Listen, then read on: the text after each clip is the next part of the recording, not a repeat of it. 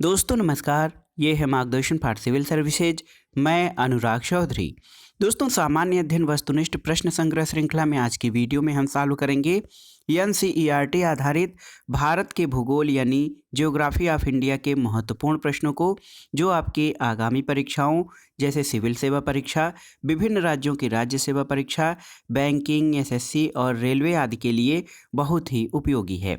साथ ही ये वीडियो विभिन्न अध्यापक भर्ती परीक्षाओं जैसे LT grade, TGT, PGT, GIC प्रवक्ता परीक्षा, गवर्नमेंट डिग्री कॉलेज, उच्चतर शिक्षा असिस्टेंट प्रोफेसर और नेट जेआरएफ भूगोल के लिए भी बहुत ही उपयोगी और महत्वपूर्ण है। तो आइए शुरू करते हैं आज का वीडियो।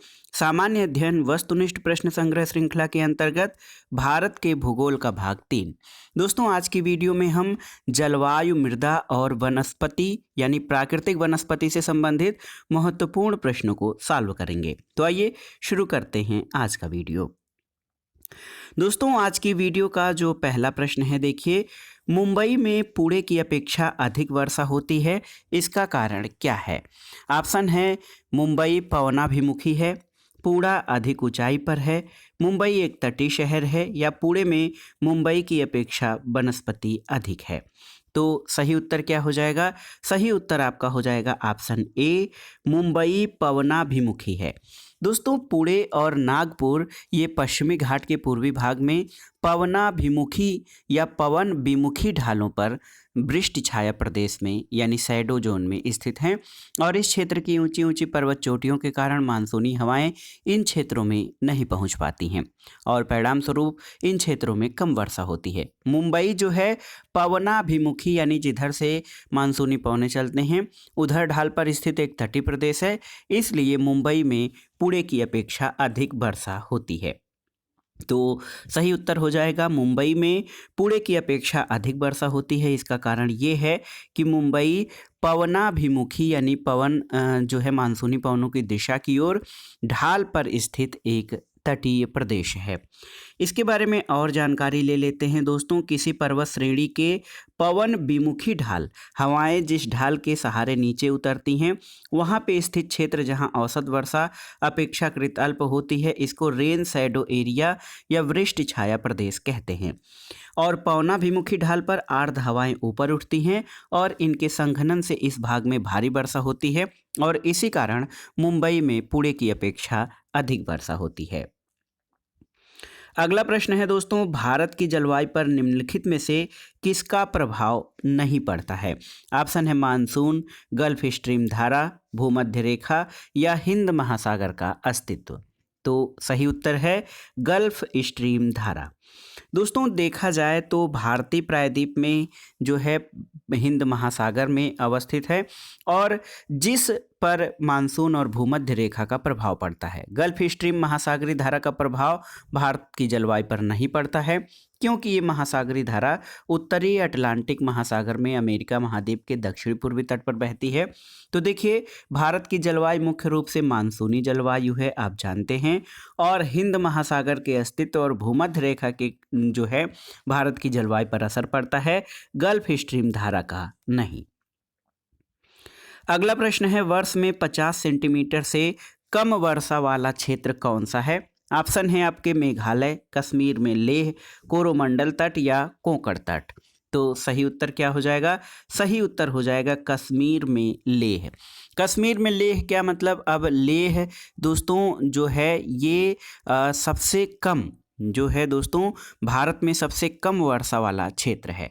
भारत में 50 सेंटीमीटर से जो कम वर्षा वाला क्षेत्र है, देखा जाए कश्मीर का लेह 50 सेंटीमीटर से कम वर्षा वाला क्षेत्र है। मेघालय में बहुत अधिक वर्षा होती है। इसी तरह कोरोमंडल तट और कोंकण तट पर भी वर्षा होती है। अगर जो हम भारत में 50 सेंटीमीटर से कम वर्षा वाले क्षेत्रों को देखें तो पश्चिमी राजस्थान, पश्चिमी गुजरात, दक्षिणी आंध्र प्रदेश, कर्नाटक पठार, तमिलनाडु, हरियाणा, पंजाब और जम्मू कश्मीर हैं।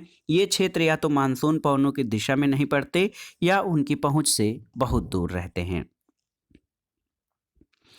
अगला प्रश्न है दोस्तों, दक्षिण पश्चिमी मानसून कब से कब तक पूरे देश में सक्रिय हो जाता है? ऑप्शन है 5 जून, 15 जून, 1 जुलाई या 15 जुलाई। तो आप जानते हैं भारत में सर्वाधिक वर्षा दक्षिणी पश्चिमी मानसून यानी अरब सागर से चलने वाली मानसूनी पवनों के द्वारा होती है और ये पौने 1 जून तक केरल तट पर और 10 से 15 जून तक मुंबई और कोलकाता तक पहुंच जाती हैं और 15 जुलाई तक ये संपूर्ण भारतीय उपमहाद्वीप में सक्रिय हो जाती हैं। तो भारत में मानसूनी पवनें सबसे पहले अंडमान निकोबार द्वीप समूह में 1 मई को ही पहुंच जाती हैं। तो दक्षिणी पश्चिमी मानसून पूरे देश में 15 जुलाई तक सक्रिय हो जाता है, याद रखिएगा। अगला प्रश्न है दोस्तों, भारत में शरदकालीन वर्षा के क्षेत्र कौन से हैं? ऑप्शन है ओडिशा कर्नाटक, पंजाब तमिलनाडु, अरुणाचल प्रदेश बिहार या तमिलनाडु कर्नाटक। तो सही उत्तर है भारत में शरदकालीन वर्षा पंजाब और तमिलनाडु में होती है। ऑप्शन बी आपका सही उत्तर है। देखिए दोस्तों, उत्तर पूर्वी मानसून जो लौटता हुआ मानसून है वहाँ से तमिलनाडु तट जो है यहाँ पर 60 से 75 सेंटीमीटर वर्षा होती है जो सागर तट के आंतरिक भागों की ओर घटती जाती है और इसके अतिरिक्त उच्च पश्चिमी भारत पंजाब और हरियाणा में भी दोस्तों पश्चिमी विक्षोभ से वर्षा प्राप्त होती है और पश्चिमी विक्षोभों की उत्पत्ति मुख्यतः भूमध्य सागर और अटलांटिक महासागर में होती है जहाँ से ये आर्द्रता यानी नमी ग्रहण करते हुए पश्चिम की ओर बहते हैं। दोस्तों, उत्तर भारत में जो पश्चिमी विक्षोभ से होने वाली वर्षा गेहूं की कृषि के लिए बहुत ही लाभकारी होती है। अगला प्रश्न है दोस्तों, निम्नलिखित भारतीय मिट्टियों में से कौन बेसाल्ट लावा के अपक्षय के कारण निर्मित हुई है? ऑप्शन है आपके जलोढ़ मिट्टियाँ, लैटराइट मिट्टियाँ, लाल मिट्टियाँ या रेगुर मिट्टियाँ। तो सही उत्तर है भारत में जो है दोस्तों रेगुर मिट्टियाँ ये इनका निर्माण बेसाल्ट लावा के अपक्षय से हुआ है। ऑप्शन डी आपका सही उत्तर हो जाएगा। दोस्तों, रेगुर मिट्टी को काली मिट्टी भी कहा जाता है, याद रखिएगा। काली मृदा, कपासी मृदा या उष्णकटिबंधी चेरनोजिम मिट्टी के नाम से रेगुर मिट्टियों को जाना जाता है। दोस्तों, दक्कन के पठार के ऊपरी भाग में विशेष रूप से महाराष्ट्र, मध्य प्रदेश, गुजरात और कर्नाटक में ये मिट्टियाँ पाई जाती हैं। अगला प्रश्न है, भारत में निम्नलिखित में से किस प्रकार के वन सर्वाधिक बृहद क्षेत्र में पाया जाता है? ऑप्शन है पर्वतीय आर्द्र शीतोष्ण वन, उपोष्ण शुष्क सदाबहार वन, उष्णकटिबंधीय शुष्क पर्णपाती वन या उष्णकटिबंधीय आर्द्र सदाबहार वन। तो सही उत्तर है उष्णकटिबंधीय शुष्क पर्णपाती वन यानी ऑप्शन सी जो है दोस्तों ये वन भारत के सर्वाधिक बृहद क्षेत्रफल पर पाए जाते हैं। इनको उष्णकटिबंधीय शुष्क पर्णपाती वन इनको जो है दोस्तों सामान्य रूप से पतझड़ वाले वन भी कहा जाता है और ये वन भारत में सर्वाधिक बृहद क्षेत्र में फैले हुए हैं। इसमें सागौन और साल के वृक्ष बहुत ही महत्वपूर्ण हैं और उष्णकटिबंधीय आर्द्र पर्णपाती वन दूसरा सर्वाधिक क्षेत्र में विस्तार वाला वन है और दोस्तों इन दोनों वनों को सम्मिलित रूप से मानसूनी वन कहा जाता है। अगला प्रश्न है, भारत में निम्नलिखित में से वह कौन सा फसल चक्र है जो जून जुलाई से प्रारंभ होता है और जिसमें धान, ज्वार और बाजरा आदि मुख्य फसलें उगाई जाती हैं? ऑप्शन है वर्षा ऋतु, रबी, खरीफ, शीत ऋतु। तो सही उत्तर है ऑप्शन सी खरीफ। दोस्तों, वर्षा ऋतु में उगाई जाने वाली फसलों को खरीफ की फसल कहा जाता है। ये जून जुलाई में बोई जाती हैं, सितंबर अक्टूबर तक काट ली जाती हैं। इसमें चावल, ज्वार, बाजरा, रागी, मक्का, जूट, मूंगफली, कपास, पटसन, तंबाकू, मूंग, उड़द और लोबिया आदि की फसलें शामिल हैं जो खरीफ के अंतर्गत आती हैं। 3 प्रकार की फसलें हैं, रबी जो गर्मी की फसलें हैं, खरीफ यानी वर्षा ऋतु की फसलें और जायद दोस्तों ये फसलें जून और जुलाई के बीच में उगाई जाती हैं। इनमें खीरा, ककड़ी, उड़द आदि शामिल होते हैं। अगले प्रश्न पर आते हैं दोस्तों, भारत की लैटराइट मिट्टियों के बारे में निम्नलिखित में से कौन सा कथन सत्य है? ऑप्शन है देखिए बहुत ही महत्वपूर्ण है। ये साधारणतः लाल रंग की होती हैं, वे नाइट्रोजन और पोटास से समृद्ध होती हैं। इन मिट्टियों में टैपियोका और काजू की अच्छी उपज होती है और ए और सी दोनों। तो इनमें से कौन सा सही उत्तर है? दोस्तों, भारत की लैटराइट मिट्टियों के बारे में सही ऑप्शन है ऑप्शन सी। इन मिट्टियों में टैपियोका और काजू की अच्छी उपज होती है। तो देखिए दोस्तों, लैटराइट मिट्टी जो है वो लौह ऑक्साइड की उपस्थिति के कारण लाल रंग की होती है और ये मिट्टी लौह और एल्यूमिनियम से समृद्ध होती है, जबकि इसमें नाइट्रोजन, पोटास, चूना और जैविक पदार्थों की कमी होती है। और ये मिट्टी काजू और कसावा आदि फसलों के उत्पादन के लिए बहुत ही अच्छी मानी जाती है। और भारत में अगर जो इसके विस्तार क्षेत्र की बात करें तो केरल, कर्नाटक, तमिलनाडु, आंध्र प्रदेश, ओडिशा, मध्य प्रदेश और असम के पहाड़ी क्षेत्रों और मेघालय में पाई जाती है। तो सही उत्तर ऑप्शन सी आपका सही उत्तर हो जाएगा। लैटराइट मिट्टियों में टैपियोका और काजू की अच्छी उपज होती है। अगला प्रश्न है, निम्नलिखित में से किस अवधि के दौरान बंगाल की खाड़ी में बार बार उष्णकटिबंधीय चक्रवात आते रहते हैं? अक्टूबर नवंबर में, मई जून में, जनवरी फरवरी में या मार्च अप्रैल में? तो सही उत्तर है ऑप्शन ए, अक्टूबर नवंबर में। दोस्तों, उष्णकटिबंधीय चक्रवात कर्क रेखा और मकर रेखा के बीच उत्पन्न होने वाले चक्रवात हैं, जो भारत में प्रायः लौटते हुए मानसून यानी मानसून के निवर्तन से अक्टूबर नवंबर महीनों के दौरान बंगाल की खाड़ी में उत्पन्न होते हैं। और इस चक्रवात से ओडिशा, आंध्र प्रदेश और तमिलनाडु राज्य बहुत अधिक प्रभावित होते हैं। अगला प्रश्न है, जहां तक कृषि मंत्रालय के सरकारी वर्गीकरण का संबंध है, भारत में कुल कितने सूक्ष्म कृषि जलवायु क्षेत्र हैं? आपको बताना है। ऑप्शन है 123, 126, 127 या 122। तो दोस्तों सही उत्तर हो जाएगा आपका 127 माइक्रो एग्रो क्लाइमेट जोन है। देखिए दोस्तों, कृषि मौसम विभाग के अनुसार भारत में कुल 127 सूक्ष्म कृषि जलवायु क्षेत्र हैं, जबकि 15 बृहद कृषि जलवायु प्रदेश हैं और इनका मुख्य आधार प्रदेश विशेष की भौतिक दशाओं के साथ साथ वहां अपनाई जा रही कृषि विधियां हैं। तो याद रखिएगा, भारत में कुल 15 बृहद कृषि जलवायु प्रदेश और 127 सूक्ष्म कृषि जलवायु क्षेत्र स्थित हैं। अगला प्रश्न है, निम्नलिखित में से कौन सी मिट्टी चाय बागानों के लिए उपयुक्त है? ऑप्शन है अम्लीय, क्षारीय, जलोढ़ या रेगुर। तो इसमें से आपको बताना है चाय बागानों के लिए कौन सी मृदा उपयुक्त है। सही उत्तर है ऑप्शन ए, अम्लीय मृदा। दोस्तों, अम्लीय मृदा जो है जिसका पीएच मान 7 से कम होता है, लेस देन 7। देखिए, लेस देन 7 पीएच मान वाली मृदा को अम्लीय मृदा कहते हैं। 7 पीएच मान वाली मृदा को उदासीन मृदा और 7 से अधिक को क्षारीय कहते हैं। तो चाय के लिए दोस्तों अम्लीय मृदा की जरूरत पड़ती है। चाय एक उष्ण और उपोष्ण कटिबंधीय पौधा है और इसके उत्पादन के लिए 25 से 30 डिग्री सेल्सियस तापमान और 200 से 500, 200 से 250 सेंटीमीटर वार्षिक वर्षा आवश्यक है। और इसकी कृषि के लिए गहरी सुप्रवाहित अम्लीय और उर्वर मिट्टी की आवश्यकता होती है, जिसमें कि फास्फोरस, पोटास, लोहांश और ह्यूमस पर्याप्त मात्रा में होनी चाहिए। और दार्जिलिंग और नीलगिरी की पहाड़ियाँ अपने चाय बागानों के लिए प्रसिद्ध हैं।